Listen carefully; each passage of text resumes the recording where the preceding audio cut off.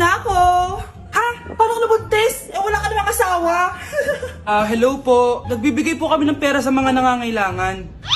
Hello po, Mayor. Ako po, kailangan po namin ng pera. Ay, Mayor, buntis ako. Mas kailangan ko yan. Oo, mas kailangan mo nga kasi buntis ka. Ito, sino to? Thank you. Tsaka pala, magbibigay kami ng bahay at lupa sa mga may kailangan. Kami po, Mayor, kailangan po namin ng bahay. Wala na po kami pagrenta. Hindi. Buntis ako, Kawawa naman yung bata kung wala siyang bahay, di ba? Oo nga, mas kailangan niyo yung bahay. Ito, sa inyo yung bahay. Thank you. Sandali lang. Bakit?